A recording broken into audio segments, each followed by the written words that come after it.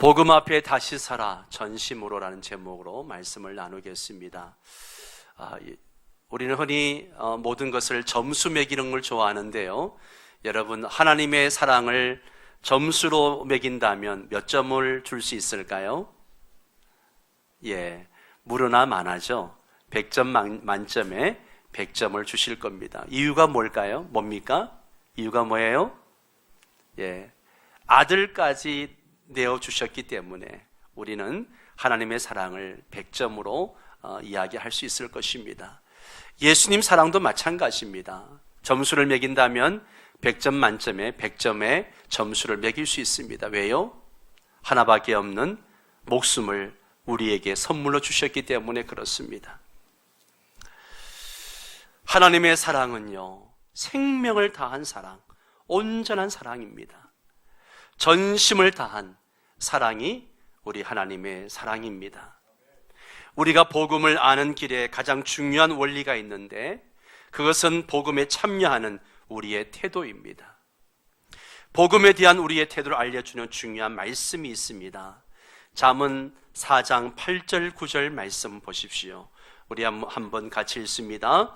그를 높이라. 그리하면 그가 너를 높이 들리라. 만일 그를 품으면 그가 너를 영화롭게 하리라.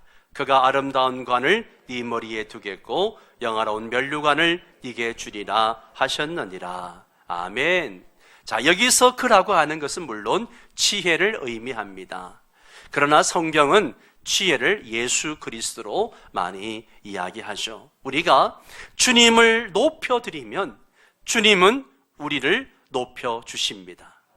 우리가 전심으로 주님을 찾으면 주님은 우리를 영화롭게 하십니다. 우리가 복음에 참여하는 태도가 있습니다. 태도가 참 중요합니다. 그 태도가 뭐냐? 전심의 태도입니다. 만나면은요, 법칙이 있습니다. 그것은 바로 전심으로 만나는 거예요.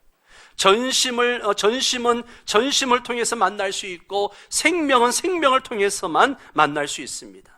반쪽짜리 반심을 가진 사람은 전심의 사랑을 준다 한들 받을 수도 없고 알 수도 없습니다. 여러분, 우리가 결혼할 때에 전심의 사랑을 주고받았기 때문에 부부가 되어서 함께 살고 있지 않습니까? 만약에 나는 전심의 사랑을 주었는데 상대방이 나에게 반심밖에 안 줬다. 그러면 그런 결혼은 온전한 결혼이 이루어질 수 없고 행복한 가정을 이룰 수가 없는 거죠. 목숨 걸고 생명 주는 사랑은 복권이 당첨되기를 바라듯이 한번 받아볼까 하는 태도를 가지고는 절대로 받을 수 없다는 것입니다. 잠언 8장 17절에 나를 사랑하는 자들이 나의 사랑을 입으며 나를 간절히 찾는 자가 나를 만날 것이다 라고 하셨습니다. 하나님을 전심으로 사랑하는 사람들이 하나님의 사랑을 입고 하나님을 전심으로 찾는 사람들이 하나님을 만나게 되는 거예요. 똑같이 예배를 드리고 똑같이 신앙생활을 해도 전심을 다해서 하나님을 찾으면 그 사람은 하나님을 만납니다. 그러나 전심이 아닌 그런 마음으로 여러분이 신앙생활을 수십 년을 해도 복음의 감격과 은혜를 누릴 수가 없습니다. 복음 앞에서는 우리의 태도는 전심이어야 합니다. 그러니 한번 믿어볼까, 한번 만나볼까, 한번 들어볼까, 한번 따져볼까, 이렇게 전심의 심령이 준비되지 않은 사람에게 하나님은 하나님의 전심을 부으실 수가 없는 거죠. 마태복음 7장 6절에 보면 거룩한 것을 개에게 주지 말며 너의 진주를 돼지 앞에 던지지 말라. 그들이 그것을 발로 밟고 돌이켜 너희를 찢어 상하게 할까 염려하라 하는 말씀이 있습니다. 예수님은 개나 돼지에게 진주를 던지지 말라고 말씀하십니다. 개나 돼지에게 진주를 주면 이빨로 그것을 와드득 씹다가 이게 무슨 이따위 음식이 있어 하고 내뱉어 버릴 것입니다. 개, 돼지에게 진주가 아무 의미가 없듯이 전심이 아닌 심령에게 하나님이 전심이 담긴 생명의 복음이 결코 깨달아질 수 없는 것이죠. 복음이 내게 전혀 실제가 되지 않는 한 가지 이유는요, 복음의 가치와 내용에 목숨을 걸지 않기 때문에 그렇습니다. 그래서 복음이 실제가 되지 않는 거예요. 한번 알아볼까? 좀 더 연구해 볼까? 이런 사람에게 복음이 깨달아진다는 것은 있을 수 없습니다. 날 한번 감동시켜봐, 나를 한번 믿을 수 있도록 믿게 해봐, 이런 오만방자한 마음을 가진 사람에게 허락될 생명의 복음은 없다라고 하는 것입니다. 복음의 초청에는 분명한 전제가 있어요. 뭔지 아십니까? 누구든지 목마르거든 내게로 와서 마시라. 또 너희 목마른 자들아 물로 나오라. 예, 우리는 모든 사람이 복음을 들을 수 있도록 노력을 해야 됩니다. 그러나 오해하지 말아야 됩니다. 복음을 싸구려로 억지로 밀어넣어 주거나 팔아버리려고 애쓰지 말아야 됩니다. 주님은 그런 명령을 하신 적이 없습니다. 배고픈 사람에게 밥을 주고 목마른 사람에게 생수를 주어야지, 배가 불러서 목구멍까지 차 있는 사람에게 산의 진미를 주면 신경질 나는 거죠. 주님의 만남의 법칙은요, 철저합니다. 전심을 요구하는 거예요. 반쪽짜리 마음이 아니라 전심을 주님은 요구하십니다. 복음이 나의 살 길이라고 믿는다면 전심을 다해서 필사의 각오로 복음 앞에 우리가 서야 됩니다. 예수님만이 오직 나의 구원의 길이고 살 길이라고 믿는다면 죽을 각오를 하고 예수를 믿어야 됩니다. 그러면 나의 전심이 어디를 향해 있는가? 전심이 중요하다라고 말을 하는데 전심이 어디로 향하고 있는가? 방향이 중요하죠.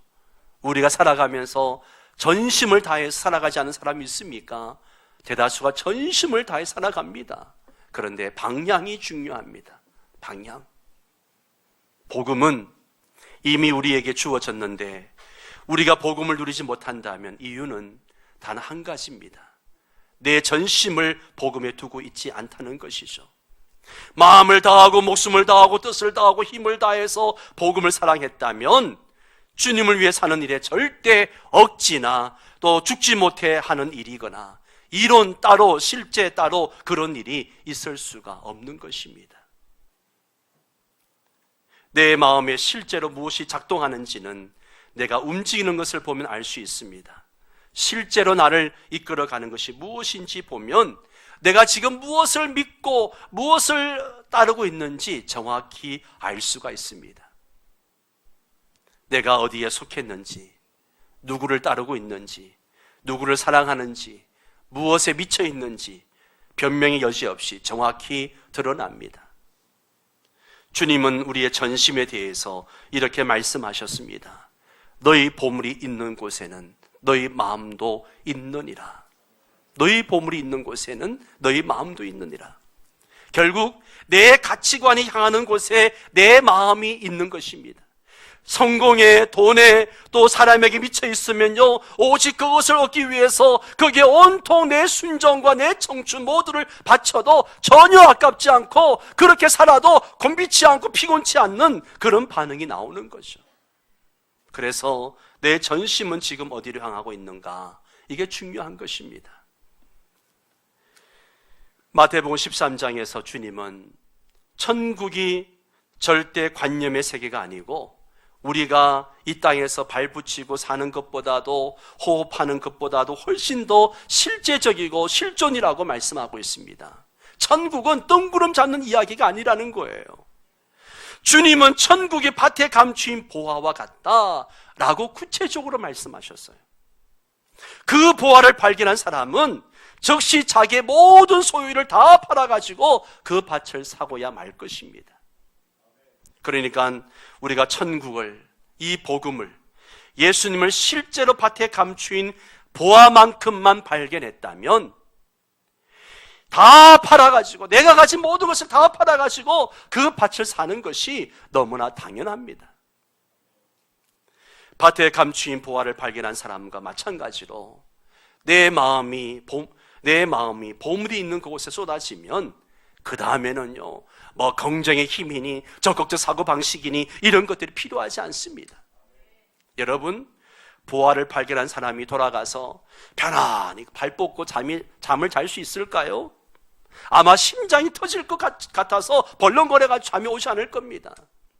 보화를 얻기까지 우리는 모든 생각, 모든 가치, 자신의 온 마음을 보화에 쏟을 것입니다. 요즘 복음 앞에 다시 서면서 제 가슴이 뛰기 시작하는 이유도 여기에 있습니다. 실제로 심장이 막 터질 것처럼 벌렁거려서 잠을 설칠 때도 있습니다. 보화를 발견한 사람은요, 흥분해서 잠도 못 자고 자신의 모든 것을 거기에 쏟아붓습니다. 여러분, 내 전심을 복음에 드리고 있지 않다면 여러분은 그 전심을 어디에 두고 있습니까? 전심을 이루는 세 가지 법칙이 있습니다. 그 세 가지 법칙 첫 번째는 뭐냐? 우선순위입니다. 우선순위. 우선순위를 보면 내 전심이 어디 있는지 알 수 있습니다. 나의 우선순위가 게임이나 낚시나 캠핑이나 아니면 친구나 연애나 외모나 성공, 이런 것에 우선순위가 있다면 그 사람은 그게 모든 것에 초점을 집중하고 우선순위를 두는 거죠. 내 삶의 우선순위를 어디에 두는지 보면 내 전심이 어디를 향해 있는지 알 수 있습니다. 두 번째가 초점 집중입니다. 초점 집중. 앉으나 서나 자나 깨나 무슨 일을 해도, 어떤 말을 해도, 어떤 경우에도 돈에 미친 사람은요, 관심사가 온통 돈과 연결되어 있을 것입니다. 온통 돈에 집중되어 있을 거예요. 성공과 자아성취에 몰두한 사람은요, 주의 일을 해도 명분일 뿐 절대 실제가 아닌 거죠. 앉으나 서나 자나 깨나 어떻게 하면 줄 잘 서서, 어떻게 하면 사람들이 요구하는 자격을 갖추어서, 어떻게 내가 원하는 자리에 올라갈까, 오직 여기에만 관심이 있는 거죠. 그럴 때 막 저절로 힘이 나고 그러죠. 초점 집중입니다. 세 번째가 대가 지불이에요. 우리가 대가 지불하는 것을 보면 그게 전심인지 아닌지 알 수 있습니다. 그것을 위해서라면 어떤 대가라도 치를 수가 있습니다. 한국 사람들은 부모가 어떤 희생을 해서라도 자식을 좋은 대학에 보내려고 하는 극성이 있습니다. 자식 교육을 위해서라면 기러기 가족도 불사합니다. 이 일에 관한 한 엄청난 에너지와 집중력을 발휘하는 거죠. 결코 지치지 않습니다. 물론 틀리다는 이야기가 아닙니다. 하지만 그 열정만큼이라도, 대단한 각오와 희생을 감수하는 그 대학 입시만큼이라도 복음의 천국의 예수님이 실제였다면 한국 교회는 아마 세상을 발칵 뒤집어 놓았을 겁니다. 한국 교회 부흥의 동력은 기도였습니다. 그래서 전 세계 교회 지도자들이 한국 교회 기도를 배우려고, 새벽 기도를 배우려고 찾아오기도 했었습니다. 그러나 지금 한국 교회는 기도하는 교회라고 말하기가 부끄럽습니다. 저만 봐도 그렇습니다. 저도 참 기도원을 많이 다녔던 사람입니다. 8, 90년대 공휴일 연휴가 되면 기도원에 가서 기도하고, 가보면 수천 명씩, 수백만 명씩 발 디딜 틈이 없었습니다. 그러나 지금 한국 교회가 기도한다고 말하는 것은 이벤트로 하는, 간신히 끌어가는 수준이죠. 그렇지만 교파를 초월해서 지금도 꺼지지 않는 기도 제목의 열기가 있죠. 그게 뭐예요? 바로 대학 입시생을 위한 특별 새벽 기도회, 특별 기도회. 이건 종교를 초월해서 꺼지지 않는 열기죠. 그러면 묻겠습니다. 그렇게까지 좋은 대학 보내려고 하는 이유가 무엇인가? 정직히 말해서 좋은 대학 들어가서 좋은 직장 들어가고 성공하고 신분 상승하고 하는 것이 목적이지 않습니까? 물론 이것이 틀리다는 게 아니에요. 문제는 자기 만족, 자기 유익을 위해서라면 그렇게 피곤치도 않고 곤비치도 않으면서 열정을 다해서 온 가치를 두고 그렇게 하고 있는데, 과연 우리는 어떻게 복음을 위해서 어떻게 살고 있는가? 여러분, 거꾸로 질문해서 우리의 전심이, 여러분 지금까지 살아오면서 내 전심을 다해서 복음을 향해서 내 전심이 쏟아졌던 적이 있는가? 한번 솔직하게 돌아봤으면 좋겠습니다. 언제 복음이 내 삶의 우선순위가 된 적이 있었는가? 복음이 우리가 전심을 걸어야 하고 목숨을 걸어야 할 이유가 있다면 주님이 목숨 걸고 우리의 복음을 주셨기 때문이에요. 다른 이유가 아니에요. 하나님이 목숨 걸고 복음을 주셨기 때문에 우리가 복음을 위해서 목숨을 걸자고 이야기하는 것입니다. 시시하게 받고 시시하게 누리는 복음이 되어서는 안 된다는 거예요. 주님께 복음은 우선순위였고요, 초점 집중이었고요, 대가 지불의 최우선순위였습니다. 하나님이 세상을 이처럼 사랑하사 독생자를 주셨으니 이 말씀이 농담입니까? 그냥 소설입니까? 여러분은 복음을 위해서 무엇을 드리고 있는가? 무엇을 희생하고 있는가? 그 무엇보다도 복음의 영광과 복음의 능력과 복음의 축복을 정말 알고 싶고 경험하고 싶은 열정이 있는가? 복음이 내 삶의 초점 집중이었는가? 어떤 대가를 치르더라도 생명의 복음을 얻기를 원하고 정말 주님을 알고 싶은 것이 있는가? 요즘 제가 고민하는 부분이고 기도하는 부분이기도 합니다. 빌립보서 1장 20절 21절 말씀을 볼까요? 한번 같이 읽습니다. 나의 간절한 기대와 소망을 따라 아무 일에든지 부끄럽지 아니하고 지금도 전과 같이 온전히 담대하여 살든지 죽든지 내 몸에서 그리스도가 존귀하게 되게 하려 하나니 이는 내게 사는 것이 그리스도니 죽는 것도 유익함이라. 아멘, 아멘. 여러분, 나의 관심이 바울처럼 내가 무슨 취급을 받더라도 나를 통해 정말 우리 주님이 복음이 영화롭게 되는 데 있는가? 자나깨나 안전하서나 주님을 생각하고 있는가? 우리의 진짜 관심이 무엇인가? 냉정하게 말해서 우리가 정말 원하는 거, 그 일을 위해 대가 지불해도 아깝지 않은 전심은 지금 어디에 있는가? 아마 이런 설교를 하면 엄청 부담을 가질 거라는 것을 제가 설교하면서 많이 느낍니다. 야, 이런 설교하면 성도들이 엄청 부담 가질 텐데. 그러나 성령께 주시는 마음이 있기 때문에 이 말씀을 나누고 싶습니다. 부담이 되더라도. 예. 복음 앞에 전심으로 나아가려면 어떻게 해야 되는가? 두 가지가 있습니다. 첫째는 복음을 복음답게 취급하라는 거예요. 복음 안에서 생명을 얻고자 한다면 우리도 생명을 걸어야죠. 영생을 얻고자 하면 영생을 얻고자 하는 태도로 나가야죠.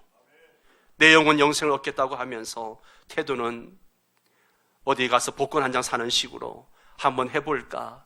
되면 그만이고 안 되면 어쩔 수 없지. 이런 태도로 임할 수는 없다는 이야기죠. 그것은 행동이 말해주는 것입니다. 복음을 그저 지식으로 만족을 얻고자 한다면 그런 사람은 예수님을 잘못 선택한 거죠. 복음이 정말 복음이라면 적어도 복음이 어마어마한 내용이고 우리의 생명과 우리의 존재와 우리의 근원적인 문제를 해결해 주는 것이라고 믿는다면 거기에 걸맞는 태도를 취해야 한다는 것입니다. 복음을 복음답게 취하십시오. 복음은 하나님께서 당신의 전심을 쏟아가지고 당신의 모든 것을 쏟아주신 사건입니다. 하나님은 그의 하나밖에 없는 아들을 내어주셨고요, 아들 예수님은 그의 생명을 내어주셨고, 초대교회는 이 복음을 위해서라면 목숨을 걸었습니다. 12제자 중에 제명에 죽은 사람 한 명도 없습니다. 다 순교했습니다. 여러분, 지금도 우리 주변에는 복음 때문에, 예수 그리스도를 나의 주라고 고백한 것 때문에 목숨 걸어야 될 사람이 너무나 많습니다. 북한이 그렇고요, 이슬람 국가들이 그렇습니다. 그들은 예수님을 믿으려면 목숨을 내놓아야 합니다. 자신의 출세와 성공, 부귀 영화를 다 포기해야 예수를 믿을 수 있습니다. 우리의 믿음의 선조들도 그랬습니다. 외성교회 창시자인 C.T. 스터드는 100년 내에 한 번 나올까 말까 한 스포츠 스타요, 유명 인기인이었습니다. 영국 귀족의 아들이었습니다. 돈과 명예와 젊음과 재능이 충만해가지고 모든 사람의 부러움을 받았던 사람이죠. 이 사람은 전형적인 모태신앙인 사람이었습니다. 한마디로 교회는 다니는데 무늬만 있는 그리스도인이었죠. 그러다가 어느 날 D.L. 무디 전도 집회에 참석해서 복음을 듣게 되고 그가 거듭나게 됩니다. 그는 선교의 사명을 받고 캠브리지 대학의 7인의 한 명으로 중국으로 건너가서 허드슨 테일러와 함께 중국 복음화를 위해서 힘쓰게 됩니다. 그러나 그것이 끝이 아니었습니다. 중국에 사역하다가 건강 악화로 귀국한 그는 다시 인도 선교사로, 그리고 다시 아프리카 선교사로 떠나게 됩니다. 아프리카 선교사로 떠나게 된 이유가 뭔가 하면 식인종들에게도 선교사가 필요하다, 이 말을 듣고 그가 떠나게 됩니다. 중앙아프리카의 수많은 사람들에게 예수를 전해줄 사람이 없다는 사실에 충격을 받은 그는 아내의 만류에도 불구하고 자신의 병든 몸을 이끌고 아무 후원자도 없이 콩고로 향했고 18년간 콩고에서 사역하다가 주님의 품에 안기게 됩니다. 그가 마지막으로 남긴 말을 보십시오.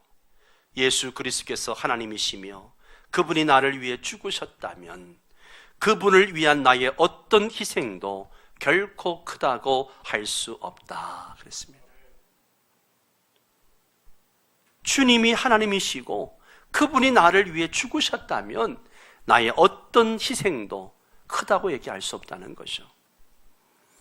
복음이 하나님의 아들의 생명을 내어준 십자가 복음이라면 그것을 받은 우리에게도 그 이하는 있을 수가 없는 거죠. 주신 분이, 이 복음을 주신 분이 목숨을 걸고 주셨는데 우리도 이 복음을 목숨 걸고 받자는 것입니다. 복음의 가치를 인정하자는 거예요. 주님이 전심으로 우리에게 당신의 모든 것, 가장 좋은 것으로 주신 것이 복음입니다. 그렇다면 우리도 누가 보든 말든 누가 뭐라고 하든 말든 하나님을 경외함으로 주님이 나에게 성실한 것처럼 우리도 성실히 복음을 받아야 되고 복음대로 살아야 됩니다. 이것이 하나님을 알고 복음을 아는 아주 중요한 원리이죠. 두 번째 이유는요, 조각난 복음이 아닌 총체적 복음을 드러나는 거예요. 지금까지 우리 복음이 우리에게 실제가 되지 못한 장애가 된 두 번째 이유가 뭐냐 하면 우리는 그동안 복음을 조각난 복음으로 대해왔다는 것이죠. 복음에 대해서 다 안다고 생각합니다. 그렇지만 사실 우리는 우리가 필요한 복음만 골라서 만들 때가 많습니다. 전도형 복음, 치유형 복음, 위로형 복음, 성공 복음, 능력 복음, 성경 구절도 자기가 좋아하는 것들만 제 멋대로 골라가지고 필요한 이야기, 필요한 주제에 따라서 복음을 자기 편리한 대로 그때그때 써먹기 때문에 우리에게 인식된 것도 조각난 복음이라는 것이죠. 여러분 퍼즐 아시지 않습니까? 퍼즐 조각이 여러 조각이 있습니다. 그런데 그 한 조각만 들고 이것이 이 그림입니다라고 이야기할 수 있습니까? 할 수 없습니다. 어떤 그림인지 알 수 없어요. 제 멋대로 조각을 맞춰서 그럴싸하게 보일 수도 있지만 사실 완성된 그림을 보지 않는 이상 퍼즐 조각을 원래 위치에 제대로 맞췄는지도 알 수가 없는 것이죠. 복음도 마찬가지입니다. 복음을 주시고자 했던 하나님의 의도대로 이 조각이 원래 그 자리에 들어가 있느냐는 거예요. 완전한 복음에 대한 바울의 놀라운 확신을 들어보십시오. 오늘 본문 말씀 다시 한번 읽겠습니다. 내가 복음을 부끄러워하지 아니하노니 이 복음은 모든 믿는 자에게 구원을 주시는 하나님의 능력이 됨이라. 먼저는 유대인에게요 그리고 헬라인에게로다. 아멘, 아멘. 바울은 헬라 철학에 능통한 사람이었고 유대주의에도 아주 익숙해가지고 고대 이 두 사상 체계를 완벽하게 이해할 수 있는 사람이었습니다. 그런 그가 하는 말을 보십시오. 십자가의 도가 멸망하는 자들에게는 미련한 것이요 구원을 받는 우리에게는 하나님의 뭐라고요? 능력이라. 유대인은 표적을 구하고 헬라인은 지혜를 찾으나 우리는 십자가에 못 박힌 그리스도를 전하니 유대인에게는 끄리끼는 것이요 이방인에게는 미련한 것이로되 오직 부르심을 받은 자들에게는 유대인이나 헬라인이나 그리스도는 하나님의 능력이요 하나님의 지혜니라. 형제들아, 내가 너희에게 나아가 하나님의 증거를 전할 때에 말과 지혜의 아름다운 것으로 아니하였나니 내가 너희 중에서 예수 그리스도와 그가 십자가에 못 박히신 것 외에는 아무것도 알지 아니하기로 작정하였습니다. 이 놀라운 확신, 초대교회는 이 십자가 부활의 복음을 굳게 붙잡았습니다. 예배당도 권력도 신학체계도 그리고 신학교도 없었지만 이 십자가 복음으로 로마를 벌벌 떨게 만들었고 헬라 철학도 무력화시키고 말았습니다. 오고 오는 세대 동안 모든 교회가 초대교회로 돌아가자는 말을 입버릇처럼 할 만큼 하나님이 주신 복음은 하나님의 능력이요 하나님의 지혜인 완전한 복음입니다. 이 복음이야말로 온 백성에게 미칠 큰 기쁨의 좋은 소식임에 틀림이 없습니다. 따라서 우리는 성경이 말하는 이 복음이 도대체 어디서부터 어디까지인지 주목해 볼 필요가 있어요. 그저 내가 보는 그 조각난 퍼즐의 한 조각만 가지고 이게 복음이라고 말하지 말고 복음의 넓이와 깊이와 높이를 우리가 알아야 그 복음이 주는 감격과 그 감동과 그 은혜를 누릴 수 있는 것이죠. 이걸 맛보지 못하니까 교회를 수십 년 다녀도 복음의 감격이 없는 거예요. 우리 중에는 다 아는 이야기고 다 들어본 내용이라고 말하는 사람들이 있을 것입니다. 내가 예수를 하루 이틀 믿은 것도 아니고 수십 년 믿었는데 하는 사람도 있을 것입니다. 그러나 여러분, 다시 한번 마음을 열고 복음 앞에 진실되게 정직하게 서볼 수 있기를 바랍니다. 그러면 분명 새롭게 들리는 것을 경험하게 될 것입니다. 이 복음이 이론이 아니라 실제로 우리에게 부딪혀오면 절대 편히 지나갈 수 없을 것입니다. 반드시 내 안에 격렬하게 고민이 일어나고 쥐가 나고 눈꺼풀이 떨리고 심장이 막 뛰고 내 안에서 정말 두렵도록 복음이 실제로 다가올 것입니다. 물론 전심으로 주님 앞에 서는 사람에게만 해당되는 말씀이죠. 총체적 복음을 통해 우리가 얻게 되는 결론은요, 복음은 조각난 복음이 아니라 완전한 복음이라는 사실입니다. 복음은 완전합니다. 따라서 더하거나 빼거나 할 것이 없습니다. 하나님은 사랑하는 아들까지 주셨습니다. 아들까지 주셨어요. 예수님은 하나밖에 없는 생명까지 주셨습니다. 다 주셨습니다. 전심으로 주셨습니다. 주님이 주신 복음이 이토록 완전하다면 우리의 믿음도 완전해야죠. 복음이 100이라면 우리의 믿음도 100이어야 합니다. 따라서 우리에게 완전한 믿음이 요구되어집니다. 주님은 다 주셨는데, 전심을 주셨는데 우리는 필요할 때만 조금씩 받으려고 하고 그런다면 그런 사람은 절대 복음의 감격을 누릴 수 없습니다. 복음 앞에 전심의 태도를 가지시기 바랍니다. 하나님께서 우리보다 더 간절히 주고자 하시고 하나님께서 우리를 더 간절히 찾고 계십니다. 말씀 한 곳을 다 함께 읽고 설교를 마치려고 합니다. 이사야 43장 3절에서 7절 말씀을 우리 함께 읽도록 하겠습니다. 대전하는 여호와 네 하나님이여 이스라엘의 거룩한 이여 네 구원자임이라. 내가 애굽을 너의 속량물로 구스와 스바를 너를 대신하여 주었노라. 네가 내 눈에 보배롭고 존귀하며 내가 너를 사랑하였은즉 내가 내 대신 사람들을 내어주며 백성들이 네 생명을 대신하리니 두려워하지 말라. 내가 너와 함께하여 네 자손을 동쪽에서부터 오게 하며 서쪽에서부터 너를 모을 것이며 내가 북쪽에 이르기를 내놓으라. 남쪽에 이르기를 두려워하지 거두거두지 말라. 내 아들을 먼 곳에서 이끌며 내 딸들을 땅끝에서 오게 하며 내 이름을 불려지는 모든 자 곧 내가 내 영광을 위하여 창조한 자를 오게 하라. 그를 내가 지었고 그를 내가 만들었느니라. 아멘. 아멘. 우리를 창조하신 하나님께서 다시 복음 앞에 서고자 하는 우리를 그냥 두실 리가 없습니다. 가장 완전한 그분의 손길로 그분의 완전한 복음을 드러내고 우리를 고쳐주실 것입니다. 그리고 이 복음의 증인이 되게 하실 것입니다. 다시 복음 앞에 서십시오. 전심으로 복음 앞에 나아갈 수 있는 저와 여러분 되시기를 바랍니다. 우리 다 함께 일어나 찬양하며 함께 기도하기를 원합니다.